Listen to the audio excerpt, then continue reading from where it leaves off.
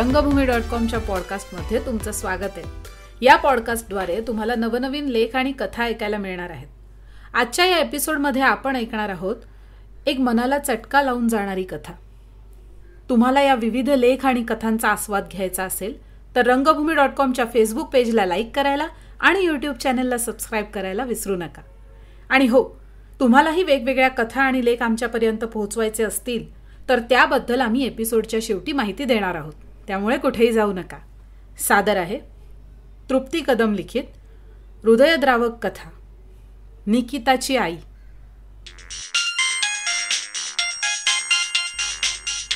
Hello, निकिताची आई बोलतायत का? हो, बोलतेय. आपण कोण? मी इन्स्पेक्टर जाधव बोलतोय. तुमच्या मुलीला ऑल क्युअर हॉस्पिटलमध्ये ॲडमिट केलंय. तुम्हाला लवकर यावं लागेल. काय झालं तिला?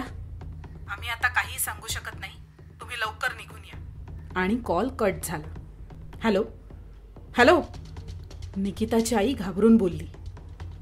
रिसिव्हर तसाच टाकून आजूबाजूच्या काकूंना काकांना घरात लक्ष द्यायला सांगून निकिताची आई तडक निघाली. आईच्या मनात हजारो विचारांनी धुमाकूळ घातला होता. काय झालं असेल? कशी असेल निकिता? तिच्यासोबत कुणी काही म्हणतात ना, नजरे आड मसानपाड, अगदी तसंच.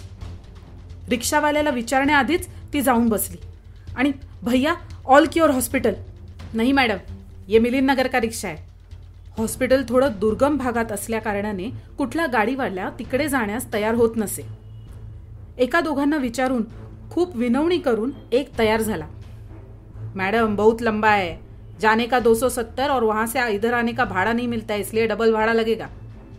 भैया चलेगा, आप चलो तो सही, मेरी बेटी वहां. रिक्शा वाले ने रिक्शा चालू केली.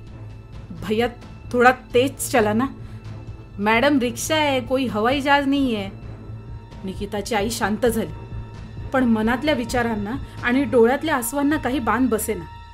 हॉस्पिटल येताच त्या रिक्षावाल्याच्या हातात 600 रुपये देऊन ती निघाली. त्यातले 60 रुपये रिटर्न घ्यावे हे देखील त्या मायेच्या ध्यानात नव्हतं.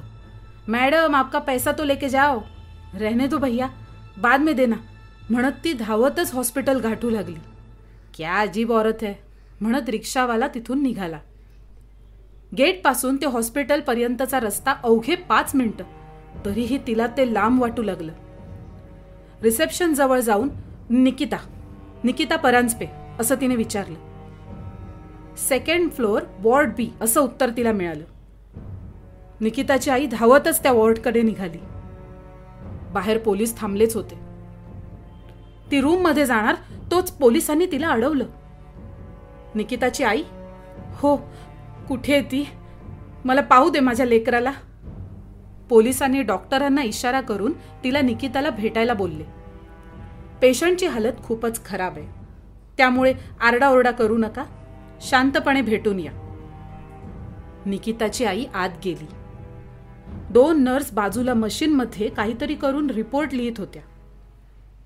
जरा आईची चाहूल न मिळाल्यास पूर्ण घर डोक्यावर घेणारी निकिता आज आई जवळ आली तरी निपचित पडली होती. इंजेक्शनला घाबरणारी आणि जरा जरी लागलं तरी मोठ्याने ओरडून रडणारी ती निकिता आज मोठ्याल्या सुया दोन्ही हातांमध्ये, नाकामध्ये पाईप आणि डोक्याला कसली तरी मशीन लावली असूनही शांत पहुडली होती. जवळ जाऊन तिच्या मोठ्या श्वासांकडे पाहून ती जिवंत असल्याची खात्री आईला पटली होती. पण तिला नक्की काय झालं हे काही तिला कळत नव्हतं. ती तशीच डॉक्टरांकडे गेली. काय झालंय माझ्या मुलीला? कोणी बोलू शकेल का काही? मॅडम, तुमची मुलगी विवस्त्र अवस्थेत विव्हळत कचऱ्याच्या ढिगाऱ्यात पडलेली होती. तिथल्या सफाई कामगार लोकांनी तिला इथे आणलं, पोलीस म्हणाले. निकिताच्या आईच्या पायाखालून जमीनच निसटली होती. इतक्यात निकिताच्या रूममधून एक नर्स धावतच डॉक्टरांकडे आली.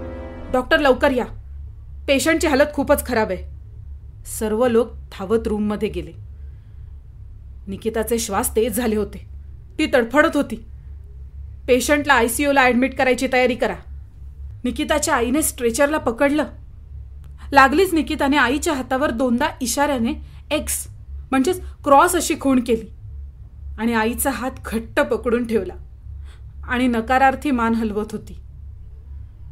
निकिताची अवस्था खूपच नाजूक असल्या कारणाने डॉक्टर तिची गॅरंटी देऊ शकत नव्हते. माझ्या लेकराला वाचवा डॉक्टर. पोलीस निकिताच्या आईला सावरत होते. ICU मध्ये निकिताला ऍडमिट तर केलं गेलं, पण काही क्षणातच तिचं अस्तित्व संपलं होतं. बाहेर कुठल्या तोंडानं जावं हा डॉक्टरांसाठी मोठा प्रश्नच होता. पण तरीही भावना शून्य होऊन डॉक्टर ICU मधून बाहेर आले. निकिताची आई पुढे सरसावणार इतक्यात सॉरी, इट्स टू लेट असं म्हणत डॉक्टर त्या माऊलीशी नजर न मिळवताच निघून गेले. मागोमाग पोलीसही निघून गेले. पोस्टमार्टम करायचं ठरलं. आजूबाजूला काय घडतंय, काय चाललंय याबद्दल त्या माऊलीला काहीच माहीत नव्हतं. बिचारी धाय मोकलून रडत होती. अश्रू पुसणं तर दूरच, पण कोणी धीर द्यायलाही तिथं नव्हतं. ती तिथं खूप वेळ आडोशाला पदर तोंडात कोंबून रडत होती. काही वेळानं एक नर्स जवळ येऊन म्हणाली, मॅम, हॉस्पिटलच्या काही फॉर्मॅलिटीज आहेत, त्या पूर्ण करून तुम्ही डेड बॉडी नेऊ शकता. काही वेळाने ते निर्जीव पार्थिव पांढऱ्या कपड्यात गुंडाळून त्या माऊली समोर ठेवण्यात आले. पोटचा गोळा 9 महिने 9 दिवस वाढवून आज हा प्रसंग पाहायला मिळेल याची तिला कधी कल्पनाही नव्हती.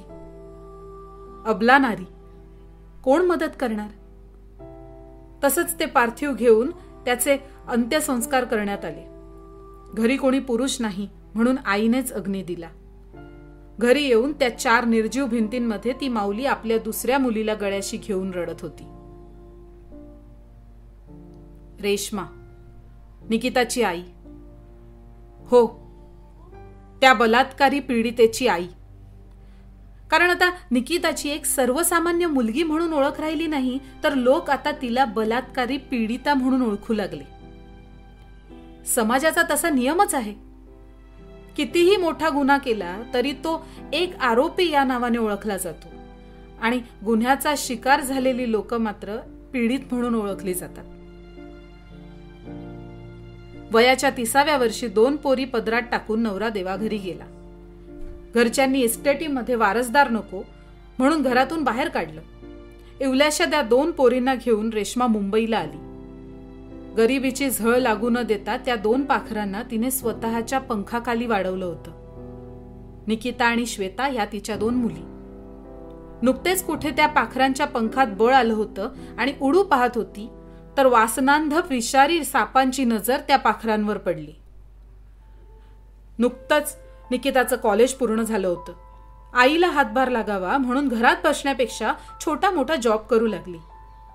मनासारखा जॉब लागेपर्यंत काहीतरी प्रयत्न करत राहावे म्हणून मित्राच्या सांगण्यावरून मार्केटमध्ये लॉन्च झालेल्या नवीन प्रॉडक्टची सेल्स गर्ल म्हणून काम करू लागली. टार्गेट कंप्लीट करणं तर भाग होतच, म्हणून कधीही कुठेही जाऊन प्रॉडक्टचं मार्केटिंग करायची. तिचं लोभस आणि निरागस बोलणं समोरच्यावर छापच सोडून जायचं. असंच एकदा शहरापासून थोडं लांब, जिथे डोंगर तोडून बिल्डिंगचं काम चालू होतं, अशाच परिसरात ती मार्केटिंग करायला गेली. सकाळी लवकरच घरातून निघाली. संध्याकाळी आई आणि श्वेतासोबत चौपाटीला जायचं म्हणून लवकर काम आवरून घरी यावं या उद्देशानं ती घरातून निघाली होती. मम्मी, येते ग म्हणत निकिता निघाली खरी, पण पुढचं दुर्दैव तिला माहिती नव्हतं.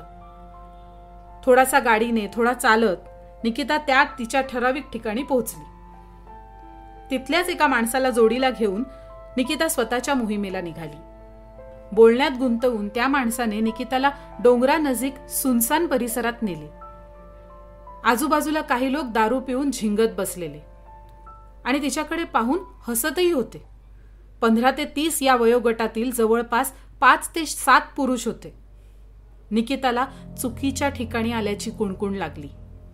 आल्या पावली निघणार इतक्यात तिथल्याच एका पुरुषाने तिचा पाय पकडून खेचला आणि तिला खाली पाडलं. 2 पुरुषांनी तिच्यावर झडप टाकली. निकिताकडून होणाऱ्या प्रतिकाराला रोखण्यासाठी त्यातल्याच एकाने तिचे हात बांधून ठेवले. तिथून तिला फरफटत एका निर्मनुष्य ठिकाणी नेलं. फरफटत नेल्या कारणाने निकिताचे कपडे जवळपास फाटलेच होते. एकाने तिच्या केसांना खेचून बसवलं. त्या बेवड्या नराधमांसमोर तिची झटापट कमीच पडत होती. निकिता जीवाच्या आकांताने ओरडत होती. तिला लाथाबुक्क्यांनी मारण्यात आलं, तरीही तिचा आरडाओरडा चालूच होता. म्हणून एकाने पॅन्टचा पट्टा काढून तिच्या गळ्याभोवती गुंडाळून जोरात खेचला. निकिता बेशुद्धच झाली. त्यांच्या कामात अडथळा आणणारा प्रतिकार आता संपला होता. म्हणूनच एकाएकाने मिळून आळीपाळीने तिच्यावर बलात्कार केला. ते नराधम इतक्यावरच नाही थांबलं. बाजूला पडलेला बांबूचा तुकडा तिच्या योनी मार्गात घुसवून तिच्या शरीराची अक्षरशः चाळण करून सोडली होती. चेहऱ्यावर नखांचे ओरखडे, ओठांवर जखम, वक्षस्थळांवर दात आणि नखांचे व्रण. यातून ते नक्कीच माणूस म्हणण्याच्या लायकीचे नव्हते हे स्पष्ट दिसत होते. जवळपास 2 तासांच्या वेळभरात हे घृणास्पद कृत्य घडलं. निकिताच्या शरीरात श्वासाशिवाय काहीच धड राहिलं नव्हतं. इतक्यावरच ते राक्षस न थांबता त्यांनी तिला फरफटत खेचत जवळपासच्या कचऱ्याच्या ढिगाऱ्यात त्याच अवस्थेत टाकून दिलं आणि ते निघून गेले. निकिताची शुद्ध पूर्णपणे हरपली होती. जवळपास तासाभराच्या अवधीनंतर तिथे कचरा जमा करायला आलेल्या सफाई कामगाराची नजर तिच्यावर पडली आणि तिच्यावर एक चादर टाकून जवळपासच्या लोकांना गोळा करून तिला हॉस्पिटलमध्ये भरती करण्यात आलं. पण निकिताच्या आतड्यांना खूप जबर दुखापत झाली होती आणि झालेल्या झटापटीत निकिताच्या बरगड्यांनाही दुखापत झाली होती. तिच्या एकूण अवस्थेकडे पाहून कोणीही अंदाज लावू शकत होतं की हिचं जिवंत राहणं कदाचित देवाचा चमत्कार असेल. पण आज देवही या राक्षसांसमोर हरला होता आणि निकिताला त्याने कायमचं स्वतःकडे बोलवून घेतलं.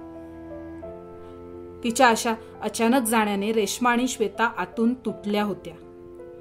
त्यांचंही अस्तित्व धोक्यात होतं. पण तरीही निकिताला न्याय मिळवून देण्याचं त्यांनी ठरवलं. मुलीसोबत झालेल्या अत्याचाराबद्दल रेश्मा आतून पेटली होती. तिचं म्हणजे निकिताचं हातावर क्रॉस करणं म्हणजेच त्यांना जिवंत सोडू नको असं इशाऱ्याने सांगणं आता रेश्माला शांत बसू देईना. तर मंडळी, हा होता आपल्या कथेचा पहिला भाग. काय वाटतं, रेश्मा तिच्या मुलीवर झालेल्या अत्याचाराची त्या नराधमांना शिक्षा देऊ शकेल? पोलिसात जाईल की स्वतःच काहीतरी शक्कल लढवेल? हे सगळं जाणून घेण्यासाठी तुम्हाला पुढील एपिसोडची वाट बघावी लागेल. त्यामुळेच रंगभूमी.comच्या पॉडकास्टला सबस्क्राईब करायला विसरू नका. ही कथा जर आवडत असेल तर तुमच्या फॅमिली अँड फ्रेंड्ससोबत नक्की शेअर करा. एपिसोडच्या सुरुवातीला सांगितल्याप्रमाणे जर तुम्हालाही तुमचे लेख आणि कथा आमच्यापर्यंत पोहोचवायचे असतील तर रंगभूमी.com वेबसाईटला भेट द्या. या वेबसाईटवर आम्ही साहित्य सहवास नावाचे सदर सुरू केलेले आहे. त्याच सदरामध्ये तुम्हाला एक फॉर्म मिळेल. तो फॉर्म भरून तुम्ही तुमचा लेख आमच्यापर्यंत पोहोचवू शकता. चला तर मग भेटूया नवीन एपिसोडमध्ये या कथेच्या दुसऱ्या भागासोबत. तोपर्यंत काळजी घ्या. धन्यवाद.